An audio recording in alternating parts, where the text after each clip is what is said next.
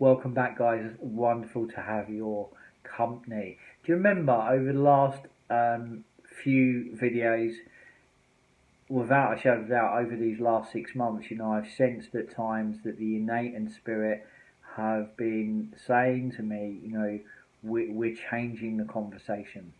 We're shifting the conversation. The conversation has been changed. And, I'm sitting here sharing this with you based on a interaction and a conversation that was held around about 6 months ago, May time of 2019. And I woke up and there was a presence there that said to me, you know what, Shane, you've grown many things in this life. You've touched many things in this life, but it's now time to grow a garden. The conversation has shifted. It's because of me following that and a whole chain of events, a whole lot of random events that clearly weren't random, actually they were by design, has led me to sit in front of you right now. So there was this shift in conversation. There was this whole nother story that was unraveling in front of my eyes,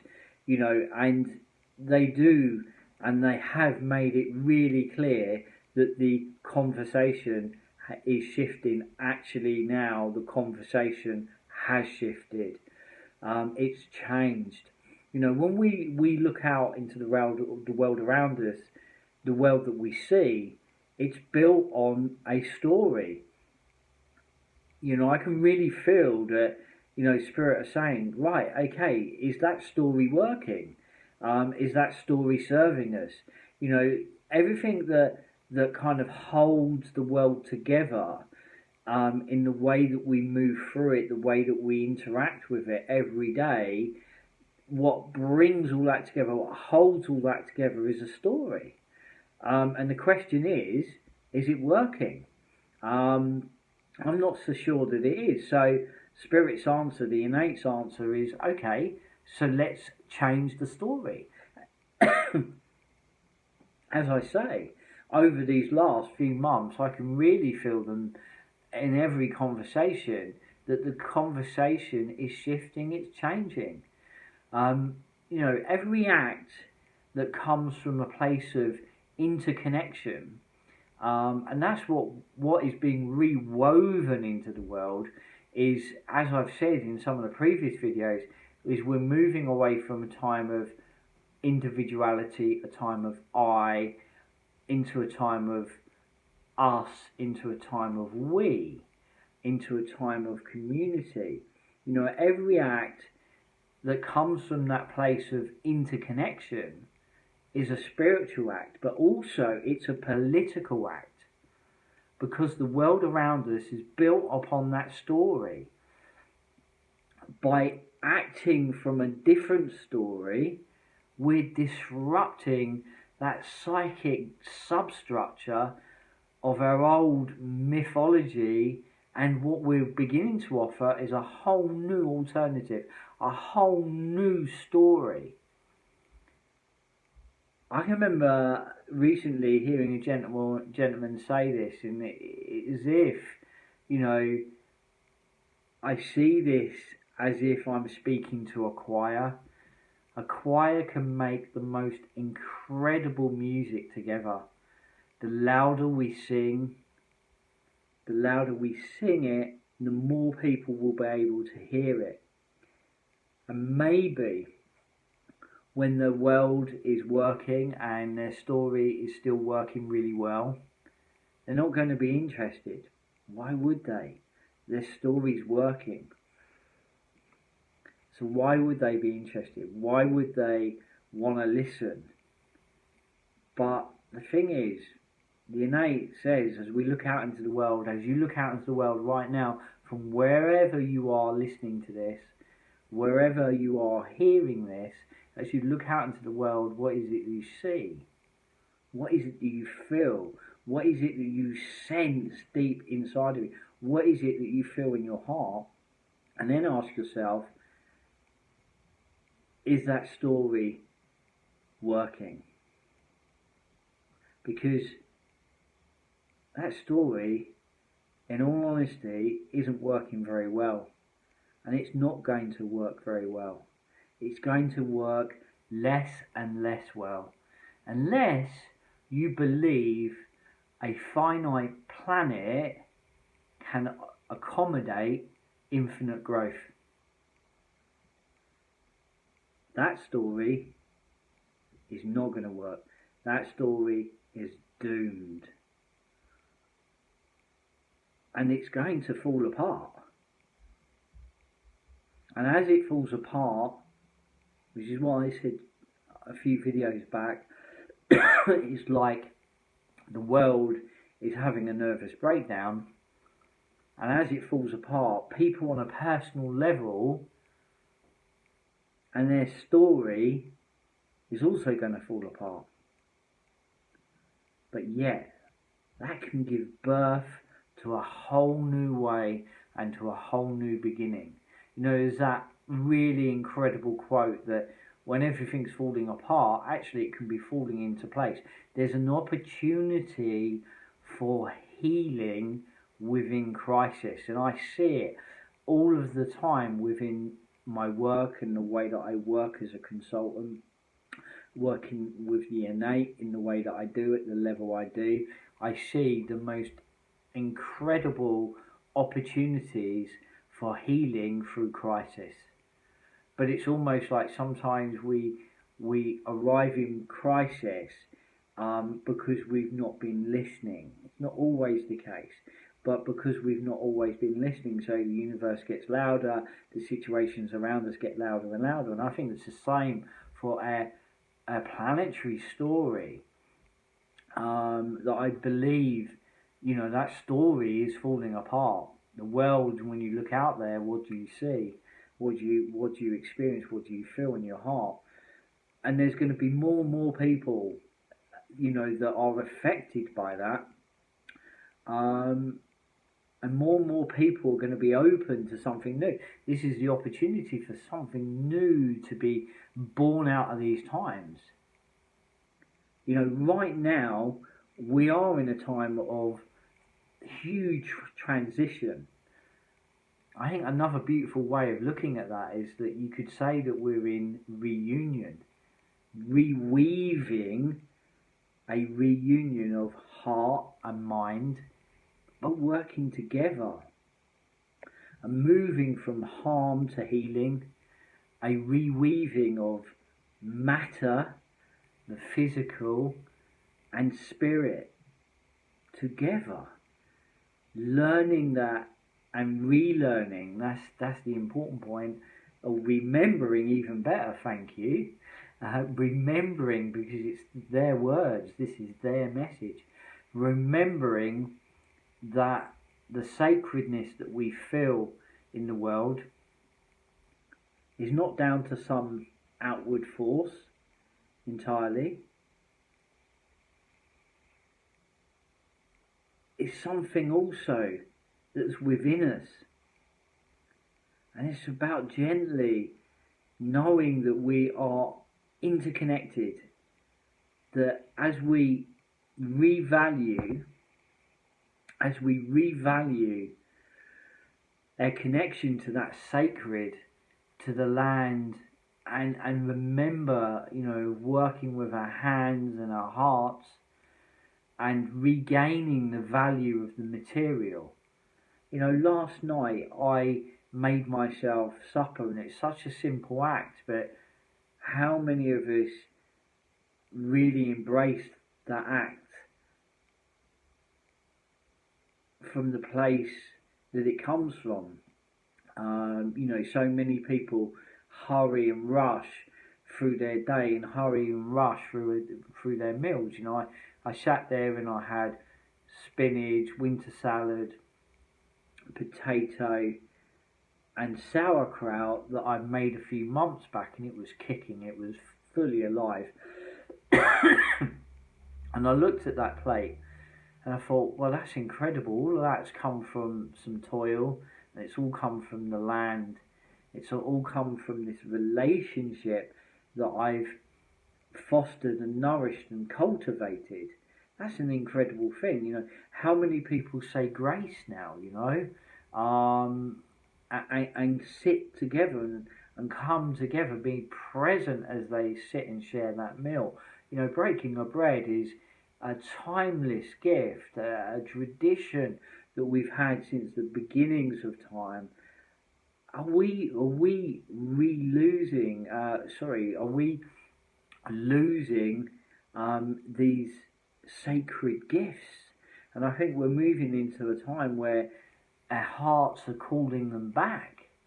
It is this reweaving of matter and spirit together, learning, relearning, remembering that the sacredness that we feel in the world is not just down to something outside of us, it's a part of who we are. You know, remembering how it feels to work with our hearts and our hands, remembering the value of the material, which has been, I think, lost via overconsumption and growth and that desire to have more and more and more. We've lost our way. Um, you know, there's many stories that I could share with you, but one of them sitting at a table after being in the Scottish mountains and sitting there and eating a meal beside a fire and feeling really emotional and thankful for the walls. As I looked out, there was this incredible storm, and those experiences touch you. They leave a mark on you. You know, we, in a way, we've grown and we desire to have more and more and more. Our distorted campaign, if you like, to transcend nature, to separate ourselves from nature. But what we're doing is we're separating ourselves from ourselves and each other, and this beautiful, beautiful home. To become its lords and masters. We've lost our relationship to the sacred, and we are healing that. We are healing from that right now.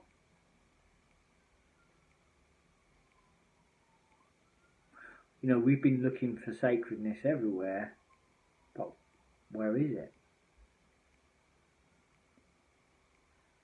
And we can't sustain that any longer. Our hearts are calling us back to remember. Only today I read an article that was talking about the farms within the UK, that there's billions of tons of food by the end of the season, and we're nearly there now, that is laying in the fields to rot, and it's not going to be harvested because we don't have the people to harvest it. And it's not right now that we can't grow the food, we just can't pick it, and actually that's more likely going to lead to a shortage over this winter of certain crops that we would relate to, especially for the season, especially for Christmas. Your Brussels sprouts, your parsnips, and your carrots, and that is so. It's just mind-boggling that we find ourselves in that position, because there isn't the people to be able to get out onto the land and pick them. We've come away from our real basic needs, and we've lost sight of what maybe is really, really important. And I shared that with somebody, and this lady's reaction, well, that's okay, we just get it further afield. And I was horrified because, what about all that food that's just rotting in our fields? And it's like, that's mind blowing, but what I hear in there is actually is wounding, is pain, because actually, I can't draw that in, which is You know, I can't allow that story into my own story. Um, you know, we've been looking for that sacredness everywhere but from where it is. And we cannot sustain that any longer. You know, we are in a transition. You know, so why do I share this with you? I guess why we share it with you is to affirm a new story of the people, to remind each other what we already know. I'm not telling you anything you don't know, by the way. I'm telling you everything you do know. It's there inside of you. You know this. And it's about to make the impossible possible. You know, there's a beautiful quote out there that goes something along the lines of this: the possible has been tried and failed. The possible has been tried and failed. Now it's time to try the impossible. Making the impossible possible. So one last thing. Incredible lady by the name of Polly Higgins, the late Polly Higgins, said, "Daring to be great, daring to be great." And what I take from that is I feel that means being in service to something larger than yourself.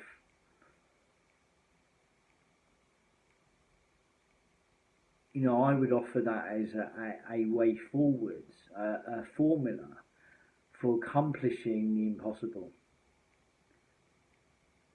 Being in service to something larger than yourself absolutely is a way forward to accomplishing the impossible, to stepping into the flow of all those random events that are not random, they're by design, into the flow of synchronicity, where we experience that random is not random, it is by design. You know, quite often you don't know how to get from here to there, and I see that within my work, you know, and I say to people, but once we kind of move into that place, that larger, that thing larger than ourselves, it knows, it does, and it arranges these random synchronicities, being at the right place at the right time, being in that flow. I think everybody's probably experienced that at some point. Usually, you've experienced that, you know, when your life is falling apart, or you've experienced something that's turning you upside down. You know, you're cracked open, and you're really receptive, and you're really raw. You're in that place of uncertainty, and then suddenly things start to flow, and it all starts to work because it's realigning, and that's what's going on in the world. So as this all begins to shake, you know, and we're seeing it through all the what's going on around the world, there's people in absolute unrest everywhere in the world. Large global corporations, large organisations, governments all around the world are in some form of crisis. And that is where everything's starting to fall apart. And from that place, it can fall into place. It can be a birthing, absolute birthing of a new story. So when we move into that place of uncertainty, and all things then start to fall apart, they fall into place and they start to flow, and it all starts to work. Something new gets born out of it. But it's that whole thing of surrendering and bowing into service. But what is that thing that thing that moves through all of this. It's the everything. It's me, it's you, it's us. And it's this amazing home that we call Earth. But before I leave you, there's one more thing I would like to gift you. I'd like you to take a moment and feel that part of you that knows you are here in service. Just ask yourself, are you ready to bow a little bit more deeply into this service, into this experience, into this calling, this path, into this service? If you do it,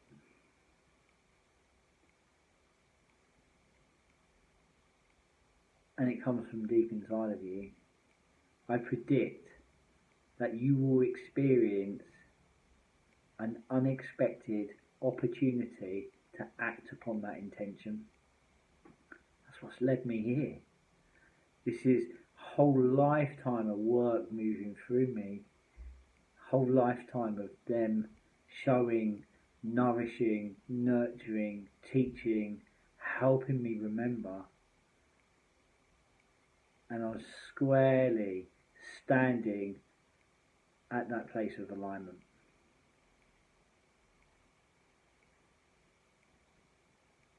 So I predict if you do that, you will experience an unexpected opportunity to act on that intention. And it'll just be there at the edge of your courage, but not past it. So what does that new story look like? I would like to thank each and every one of you listening for being of service with me to a more beautiful world. Speak soon, guys. Keep shining.